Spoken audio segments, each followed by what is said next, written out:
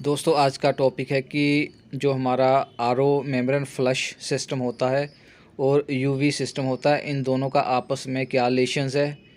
और अगर आप आरओ रिपेयरर हैं जहाँ आरओ के डीलर हैं तो ये अपना नंबर ज़रूर व्हाट्सअप करें ताकि जो भी हमारे पास नए और पुराने की इंक्वायरीज़ आती हैं हम आपको फॉरवर्ड कर सकें स्टेट वाइज और डिस्ट्रिक्ट वाइज। थैंक यू दोस्तों, हेमगार्ड इलेक्ट्रॉनिक्स में आपका एक बार फिर से स्वागत है। आज हम एक अलग सी वीडियो बनाने जा रहे हैं जो आपके सामने पेश कर रहा हूँ। What is the relation between UV system and automatic flush, जिसे हम आरओ फ्लशर भी कहते हैं, मेम्ब्रेन फ्लशर भी कहते हैं। और इन दोनों में क्या रिलेशन है या हो सकता है, तो इस पे हम आज चर्चा करेंगे। तो दोस्तों सबसे पहले अगर हम यूवी सिस्टम की या यूवी प्योरीफायर की बात करें तो आरओ सिस्टम में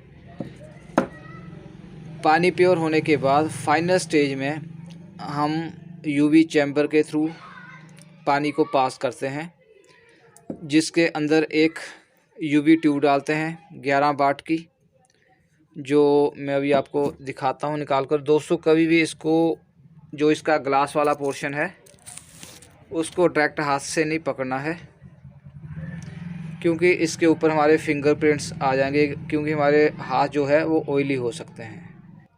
11 वाट की यूवी ट्यूब है जो मरकरी टाइप है। दोस्तों जब इसको हम 220 वोल्ट की सप्लाई देते हैं चौक के थ्रू, तो इसमें से जो यूवी लाइट्स निकलती हैं वो स्पेसिफिक वेवलेंथ की होती है 254 की, क्योंकि 254 के अराउंड जो वेव्स निकलती हैं, यूवी लाइट्स निकलती है, वो बैक्टीरिया, वायरस, फंगी, प्रोटोजोआ और इस तरह के तमाम वायरस को डिसइंफेक्ट कर देती है, उनके सेल को डैमेज कर देती है, डीएनए को डैमेज कर देती है, जिससे पानी जो है हमारा डिसइंफेक्ट हो जाता है, पानी प्योर होकर आगे स्टोरेज टैंक में चला जाता है। तो ये था हमारा यूवी का काम। लेकिन दोस्तों आपको एक बात पता है कि यूवी को जब हम ऑन करते हैं तो इसको वार्म अप टाइम चाहिए होता है, जो 1 मिनट से 2 मिनट तक हो सकता है। अलग अलग यूवी ट्यूब्स जो होती हैं, इसकी ये ख़ास ट्यूब होती हैं जो जिससे हम कैटेगरी दी हुई है, नाम दिया है यूवीसी। से 2 मिनट वार्म अप टाइम के बाद ये फुल इंटेंसिटी की लाइट एमिट करती है, जिससे सारी तरह के वायरस बैक्टीरिया ख़त्म हो जाते हैं। तो दोस्तों आप सोच रहे होंगे कि इसका ऑटो फ्लशर के साथ क्या लेना देना। तो दोस्तों ऑटो फ्लशर का काम होता है, मेम्ब्रेन की आउटपुट जहाँ वेस्ट वाटर निकलता है वहाँ एक एफआर लगी होती है, जिसे हम फ्लो रेस्ट्रिक्टर कहते हैं। तो उसके लिए हम अक्रॉस लगाते हैं, जिसकी मैंने अलग से वीडियो बनाई हुई है। दोस्तों ऑटो फ्लशर के साथ हमें क्या फ़ायदा होता है कि डेली जो भी पार्टिकल्स, जो भी क्लोरीन, वायरस, बैक्टीरिया इस सरफेस पे जमा हो जाते हैं, वो इस ऑटो फ्लशर के थ्रू बाहर निकल जाते हैं।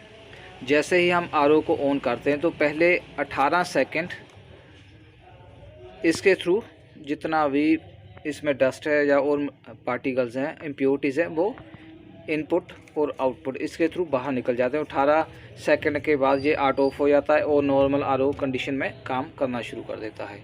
तो अब दोनों में क्या रिलेशंस है, इस पे बात करते हैं हम, यूवी में और ऑटो फ्लशर में।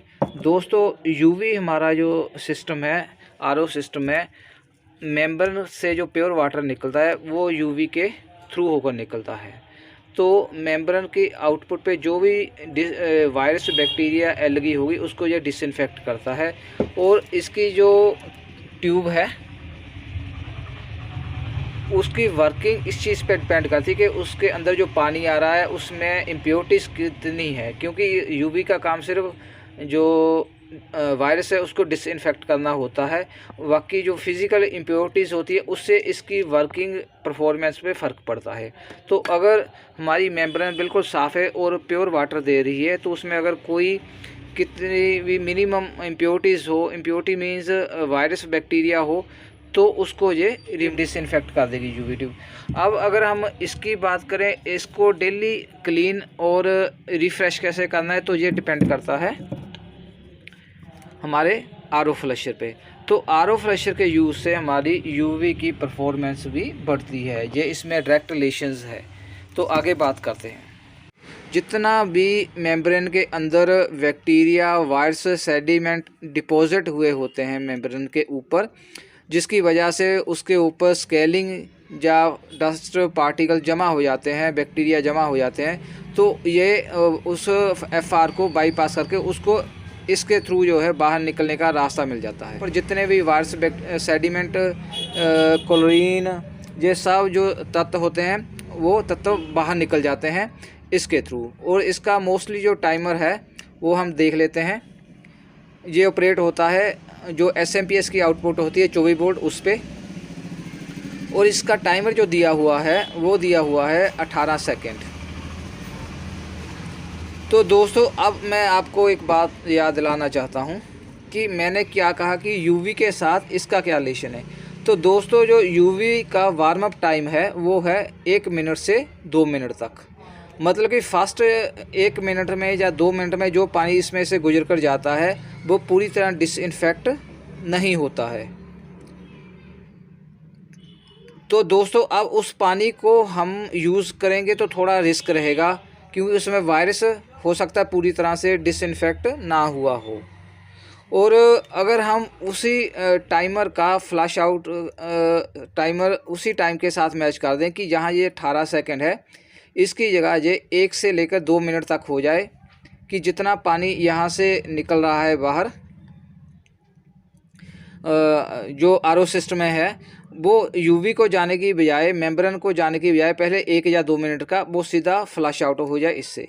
तो इससे क्या होगा कि इतने टाइम में हमारा जो यूवी के अंदर जो यूवी ट्यूब है, जब हम इसको ऑन कर देंगे तो 1 या 2 मिनट में ये भी वार्म अप हो जाएगी, उसकी फुल इंटेंसिटी से काम करेगी, वो पूरे बैक्टीरिया वायरस को ख़त्म करेगी।